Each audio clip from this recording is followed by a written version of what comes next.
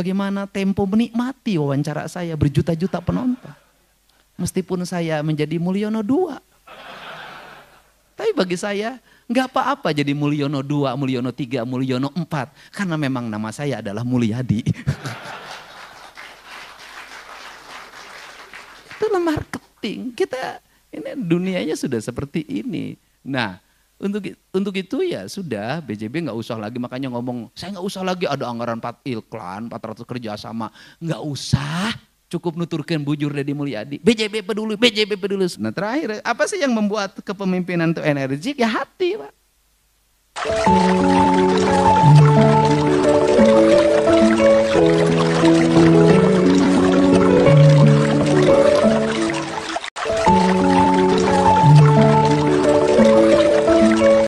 Assalamualaikum warahmatullahi wabarakatuh. Sehat walafiat, berjumpa kembali. Mudah-mudahan kita senantiasa dalam lindungan Allah Subhanahu wa Ta'ala. Amin ya Rabbal alamin. Sahabat dan saudara-saudara di mana saja berada, pada kesempatan ini saya akan menyampaikan atau akan memberikan satu tayangan, yaitu pidato Kang Deddy Mulyadi, Gubernur Jawa Barat, ketika pada acara ulang tahun Bank Jabar atau BJB. Baik sahabat, tidak berlama-lama yuk kita simak bagaimana pidato Kang Deddy dan kita telah isi dan maknanya. Mudah-mudahan bermanfaat bagi kita semua, dan jangan lupa di like dan di subscribe. Bagi yang sudah subscribe saya ucapkan banyak terima kasih. Mudah-mudahan tentunya Allah bukakan pintu rezeki yang seluas-luasnya dan Allah beri segala kemudahan serta Allah beri umur panjang yang barokah dan bermanfaat. Amin ya Rabbal alamin. Seluruh jajaran komisaris utama dan para anggota Bank Jabar Peduli yang barusan kata sahabat saya, Bosman, gimana kalau banknya menjadi Bank Aing Peduli?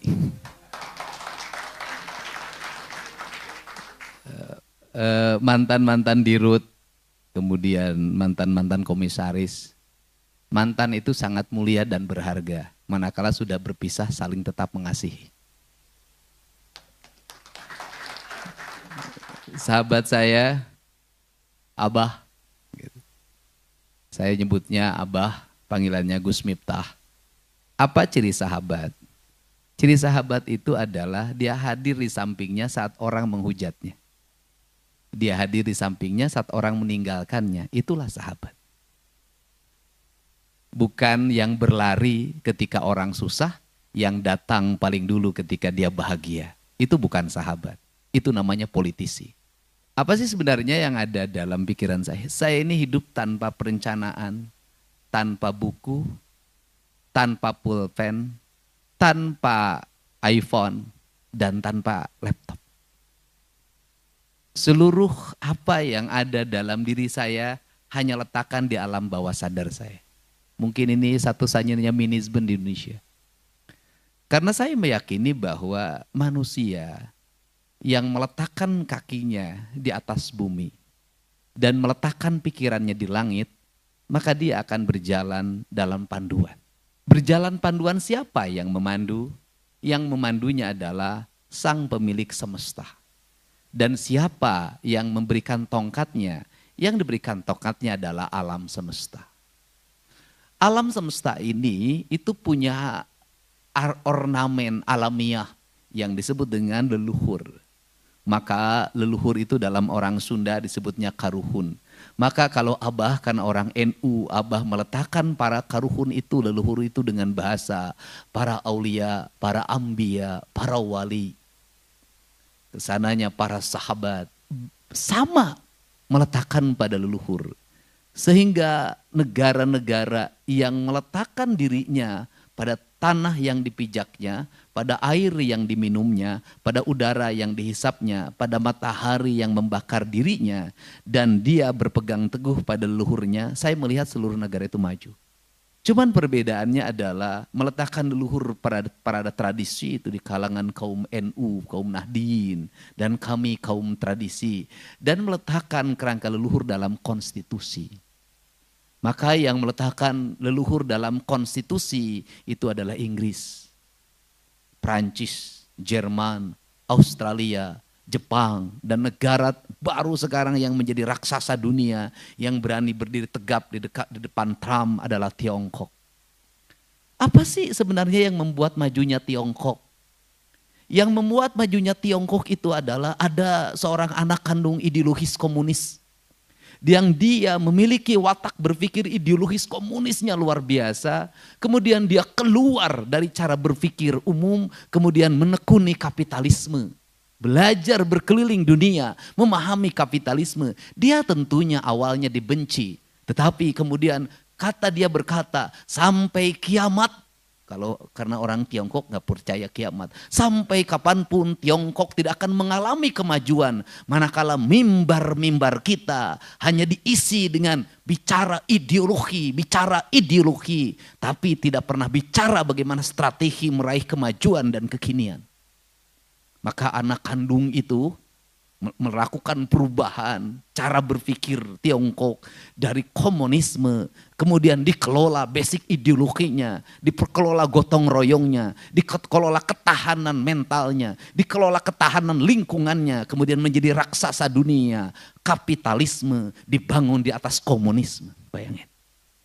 Bisnis Amerika dilakukan oleh individu. Individunya kemudian melahirkan pajak. Pajaknya untuk kesejahteraan. Dan dia bekerja secara individu.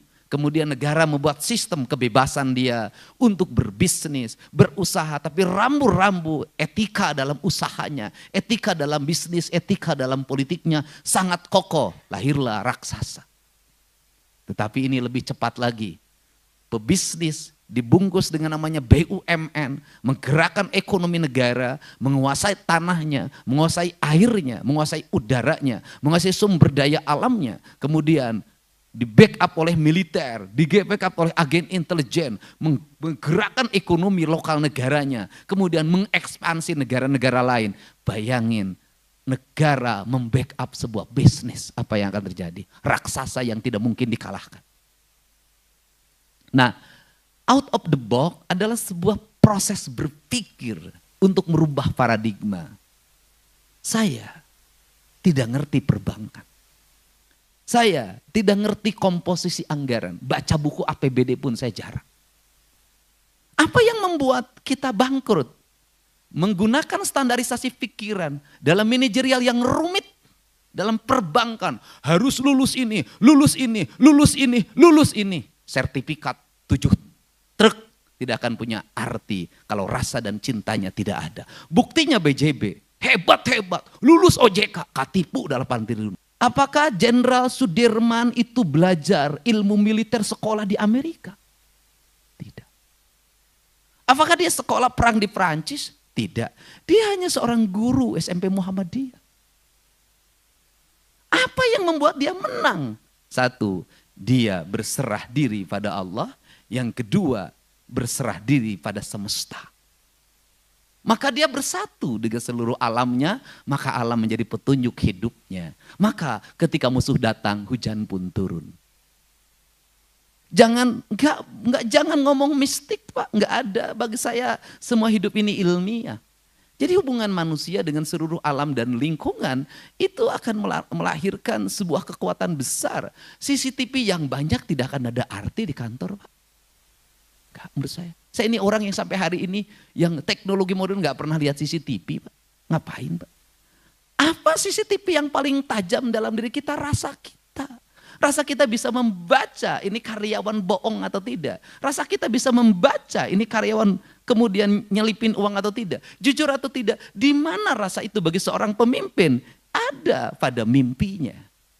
Ada pada getaran hatinya. Untuk itu pemimpin itu beda. Karena pemimpin beda, maka pemimpin tidak boleh melakukan yang orang lain melakukan. Maka pemimpin harus melakukan yang orang lain tidak melakukan. Kalau sudah jadi pimpin, kalau nakal harus pilih-pilih. Jadi kalau Pak Dirut nggak boleh lagi nakal sama karyawan, Pak. Kelasnya harus naik.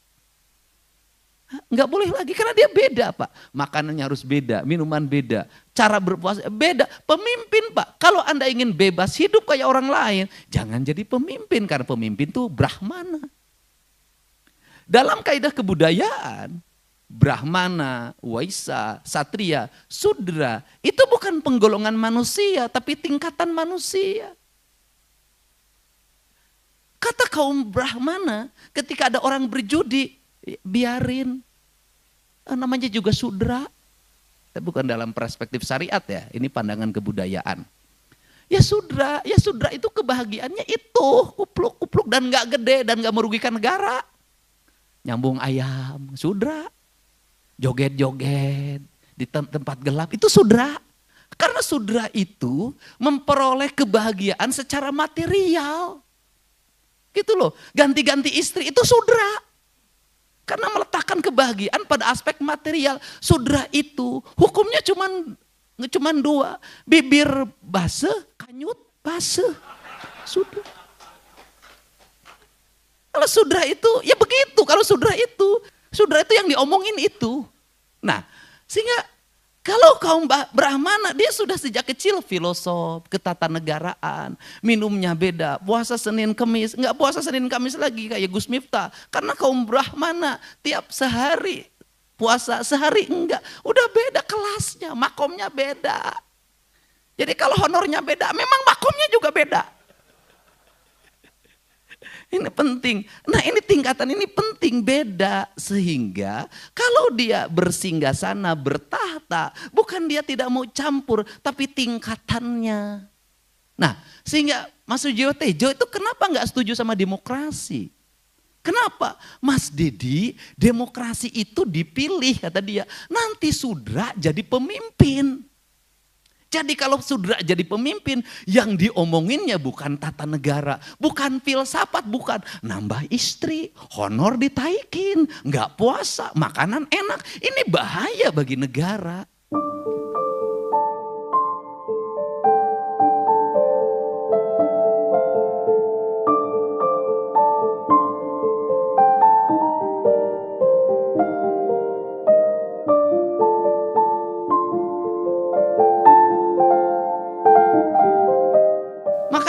Jadi pemimpin itu sejak kecil sudah dibedakan. Nah, apa sih saya cerita ini? Apa? Cerita ini cerita perbankan. Cerita perbankan itu adalah cerita ketajaman pikiran dan baca pasar. Nah, karena cerita ketajaman, pertama, apakah kita akan bangkrut? Tidak akan pernah. Apakah kita tidak akan kompetitif? Tidak akan pernah. Selama apa? Selama niat kita dan kemudian diri kita ada. Kata orang Sunda itu ngawiraga sukma. Ngawiraga sukma itu dalam bahasa biologi disebutnya bersenyawa.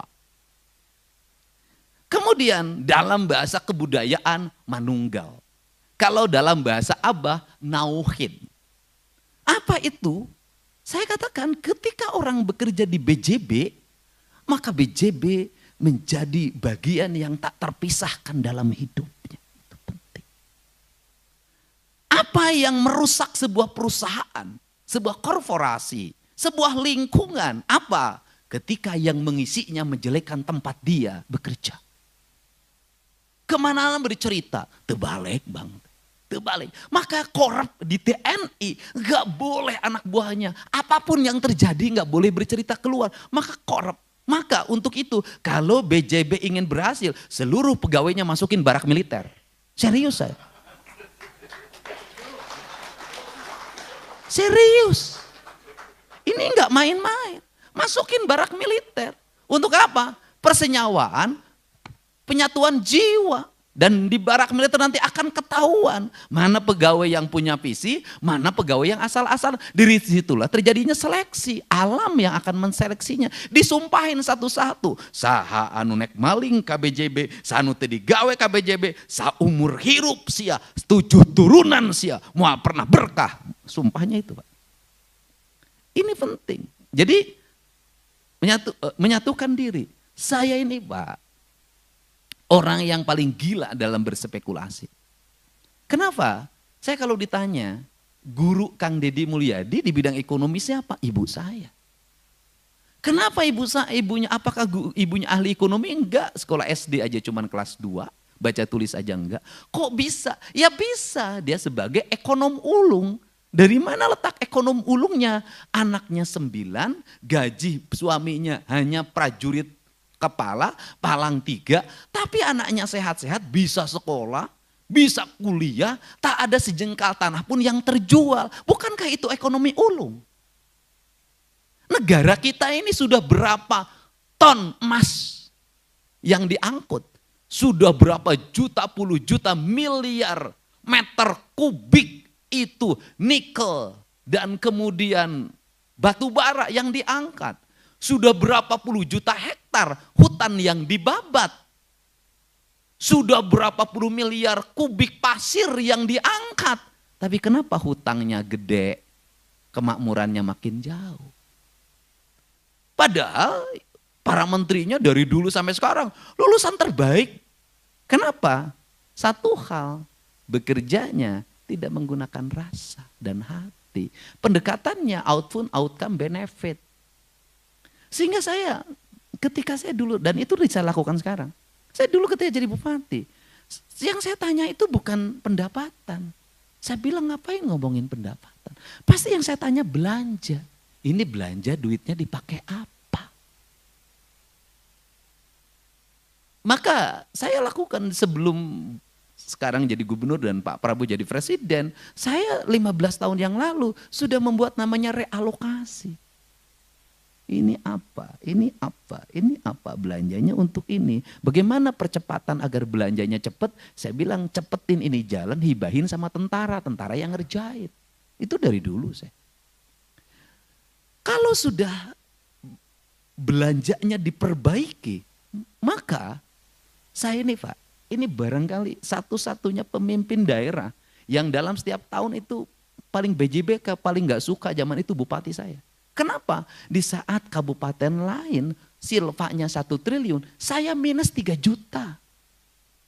Dan saya analisis betul tiap hari. HP saya itu lihat, hari ini berapa belanjanya, hari ini berapa uang masuk. Saya tuh kalau nyusun APBD Pak, begini, saya bilang berapa jumlah anggaran pembangunannya, 600 miliar Pak. Oke, penurunan tender berapa? Rata-rata 10%. Oke, berarti 60 miliar masuk lagi pendapatan. Nggak boleh lagi ini uang yang silva ini masuk ke tahun depan. Kenapa? Rakyat sudah bayar pajak sekarang. Tahun ini harus muter lagi, harus muter lagi. Itu yang saya lakukan sehingga cepat. Nah, saya katakan ketika rakyat sudah bayar pajak, maka kita tidak boleh lama-lama nyimpen uang di tempat lain atau di bank. Suruh muter terus, nggak boleh berhenti. Karena apa? Ini siklus. Mata rantai ekonomi yang tidak boleh berhenti. Ketika berhenti ada orang yang tidak bekerja. Ketika berhenti ada orang yang tidak makan. Karena berhentinya siklus ekonomi ini melahirkan kemandegan ekonomi, kelesuan. Maka duit harus muter, nggak boleh diam. Dia harus muter karena tugas uang itu berputar, bukan diam. Nah, saya membuat kebijakan itu. Nah, kemudian ini yang harus dilakukan oleh BJB. Tapi apa? Harus ada analisis.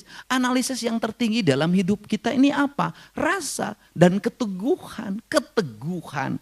Apa keteguhan? Sikap konsistensi kita, istiqomah kita dalam sebuah keputusan. Nah ini, dan kemudian nggak akan ada orang kayak saya itu sebenarnya. Saya kalau menyusun APBD yang sekarang belum berani, nanti saya bikin itu. Sekarang tuh kemarin maksud saya bikin minus 1 triliun, masih begini. Saya itu dulu bikin minus Pak. Kalau saya nyusun APBD, pendapatan asli berdasarkan analisis Kepala Badan Keuangan itu 1,2 triliun, maka saya menyusun 1,8 triliun, sudah real. Kenapa? Karena dari 1,2 saya yakin tidak semuanya akan dibelanjakan. Pasti ada selipnya, pasti ada langkah yang tersendatnya. Maka saya belanja 1,8. Kenapa? Yang 600 spekulasi saya. Untuk apa? Agar belanja pembangunannya cepat dikeluarkan. Belanja rutinnya tertahan. Kemudian apakah selalu tertutup dalam setiap tahun? Selalu tertutup. Rezekinya datang tanpa dikira. Ini penting. Nah, bagaimana agar rezeki datang tidak terkira? Maka belanjanya harus menjadi doanya orang lain. Bagaimana belanja menjadi doa? Belanja jalan jadi doa, belanja rumah sakit jadi doa, belanja rumah rakyat miskin jadi doa, belanja beasiswa orang-orang miskin jadi doa, belanja pembebasan rakyat miskin dari berobat jadi doa. Doa ini semua orang berdoa, mudah-mudahan pemerintah ini uangnya banyak. Kenapa? Uang yang kami terima cukup manfaat, menyelesaikan kemiskinan, menyelesaikan orang sakit, menyelesaikan rumah roboh. Dan kaum nyinyir pada waktu itu melihat saya bahwa uang di Pemda Purwakarta zaman itu tidak pernah habis dan tidak pernah berhenti membangun. Tank 3 Januari saya udah membangun. Akhirnya mereka berspekulasi, Pemda Purwakarta kaya karena bupatinya menikah dengan Nyi Ratu Kidul. Kalau saya digituin disengajain kalau saya. Saya bilang lebih baik nikah dengan Nyi Ratu Kidul melahirkan banyak uang daripada nikahin istri orang nanti digebukin. Ini, untuk itu apa sih yang dilakukan hari ini? Saya ngajak selama ini adalah ngajak BJB untuk membelanjakan uang-uang ini menjadi doanya orang. Maka disebutlah BJB peduli. BJB peduli kalau nanti ada misalnya ada tren baru adalah Bank Aing peduli. Maka ini akan masuk dalam alam bawah sadar orang. Kalau dalam alam bawah sadar orang, maka saya yakin akan di tengah-tengah orang mulai menurunnya kepercayaan pada perbankan, ada ketakutan menyimpan uang disimpangkan, kemudian muncul bank sebagai oase di tengah gurun pasir dan dia menjadi sosok peduli, maka semua orang akan berbondong-bondong menyimpan di bank ini. Takin saja.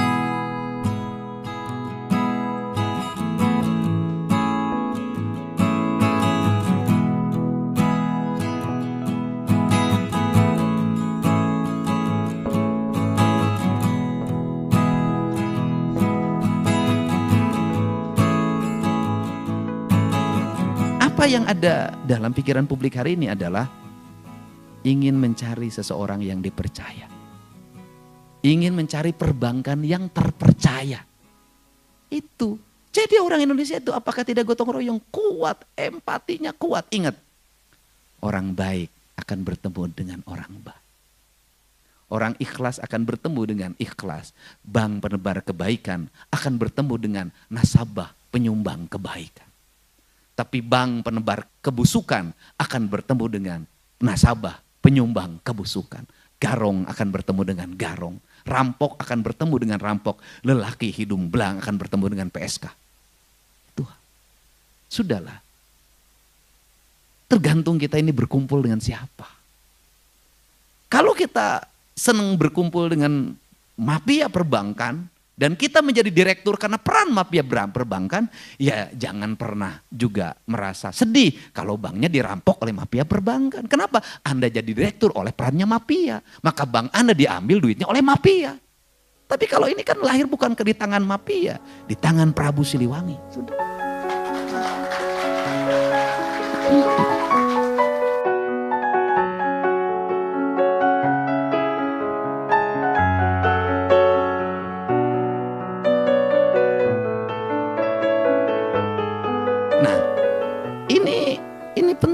Nah untuk itu mari kita bangun kesadaran. Ini ideologi. Kenapa bagi saya ini ideologi? Loh, nah di Indonesia ini nanti ada bank yang mampu menyelesaikan seluruh problem dirinya dalam waktu cepat, merecovery. Kemudian lahir kepercayaan publik, berbondong-bondong orang menyimpan. Dan kemudian orang yang meminjam pun orang yang memiliki orientasi untuk pengembangan ekonomi, pengembangan pembangunan. Dan itulah namanya Bank Aing, BJB. Atau BJB Bank Aing. Sudah. Dan ini perlu watak ideologi, saya berulang-ulang ideologi. Saya selalu meneguri lingkungan di Pemda. Provinsi itu kamu bekerja tidak ideologis. Kamu bekerja hanya mengikuti aspek administratif. Enggak ada cinta apa yang kau kerjakan. Enggak ada rasa apa yang kau lakukan. Kau rugi di situ. Kenapa ruginya? Kamu tidak mendapat kebahagiaan dari apa yang kau lakukan. Hanya mendapat kelelahan. Tetapi lain kalau yang dengan cinta. Dia tidak akan pernah lelah. Karena cinta menghilangkan siang dan malam. Maka beruntunglah orang yang dalam setiap waktu dimabuk cinta. Karena dia akan lupa siang dan malam. maka cintailah pekerjaanmu sebagai sendi utama dalam hidupmu. Nggak ada masalah, lupakan istri yang ada di rumah. Cintai Bang Jabar sepenuh hati. Karena istrimu tidak akan pernah lari selama engkau bekerja di Bang Jabar. Tetapi ketika engkau di PHK oleh Bang Jabar, maka istrimu akan lari ke tempat yang lain. Yakinlah itu. Ini penting. Dan yang paling suka terhadap ini adalah Dirut. Karena Dirut sering tidak pulang demi Bang Jabar. Dan Dirut sering lupa pada istrinya di rumah demi Bang Jabar. Karena di Bang Jabar jauh lebih muda dibanding yang di rumah. Ini penting Pak, ini penting, ini ideologi kan gitu. Nah untuk itu saya ucapkan terima kasih. Ini Bang ini akan mengalami kemajuan. Pak. Saya terus saja membantu Pak. Saya barusan juga bertemu pegawai Pemda. Ini loh strategi kita, ini pembayaran itu saya bilang yang kira-kira terjadi. Kita meragukan. Saya belanja hibah itu yang sering kita ragu, yang sering menimbulkan problem. Saya katakan nanti jangan sekaligus, saya bilang bikin 30, 30, 40.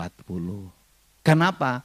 Pertama untuk mengatur ritme keuangan daerah, yang kedua untuk memastikan penggunaan, yang ketiga biar Bank BJB agak lama uang Pemdanya tidak cair di tengah.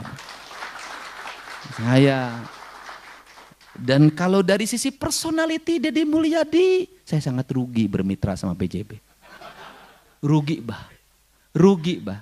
1 menit 150 juta tidak bisa saya dapatkan. Kenapa? Karena saya pejabat, nggak boleh saya mendapat sponsor di channel saya BJB, nggak boleh.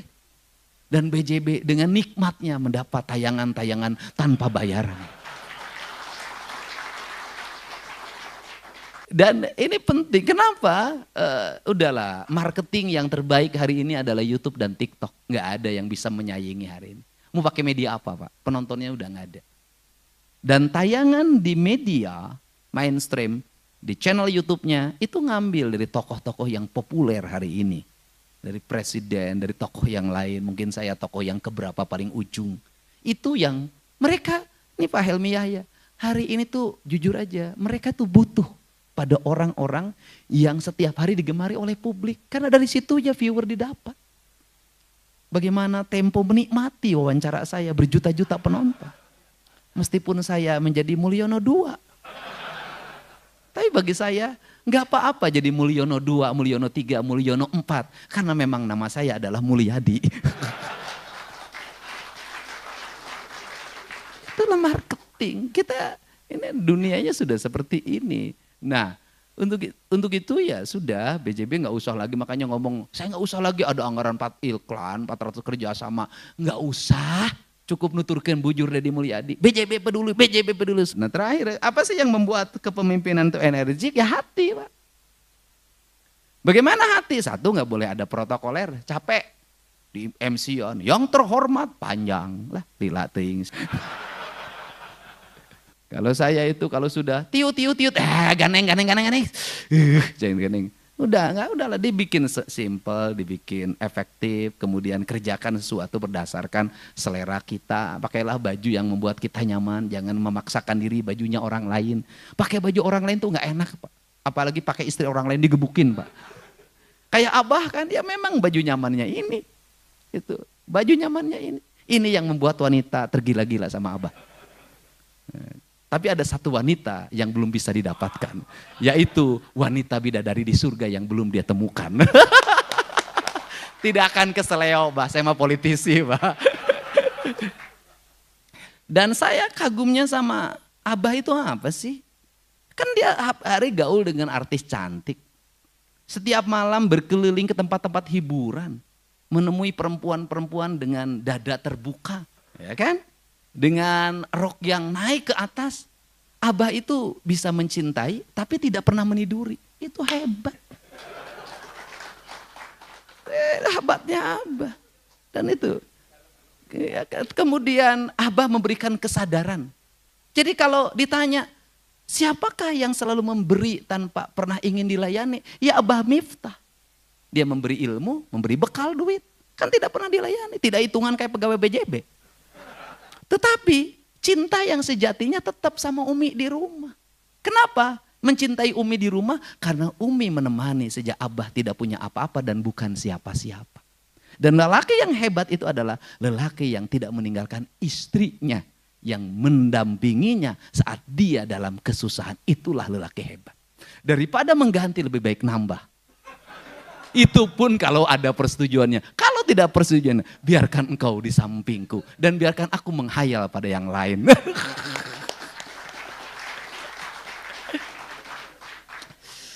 Tapi BJB gak usah transfer sama saya. Walaupun ceramahnya agak mirip-mirip Gus Miftah. Jadi ini yang buat ya sampaikan apa adanya, sampaikan ada dalam hati kita. Karena relung hati kita itu adalah perpustakaan abadi. Jadi perpustakaan abadi manusia itu adalah hatinya. Rasa dan cintanya itulah perpustakaan kita. Nah untuk itu saya ucapkan terima kasih. Selamat BJB Bang Aing. Semoga semakin peduli. Kalau PJB buka tabungan, maka tabungan BJB adalah tabungan kebaikan. Tabungan kebaikan. Semakin dekat dengan saya, semakin kenal dengan teman-teman saya, insya Allah nanti ratusan teman-teman saya akan nyimpan di BJB. Kalau satu orang nyimpannya 25 miliar kali 100, 2,5 triliun nyimpan di sini. Terima kasih Bang Helmi Yahya dan semua para anggota komisaris. Kita memiliki semangat. BJB, BJB, BJB. Terima kasih. BJB Bang Aing, BJB Nu Aing. Jawa Barat istimewa. Allahumma afiq ila aqwamit thoriq. Assalamualaikum warahmatullahi wabarakatuh.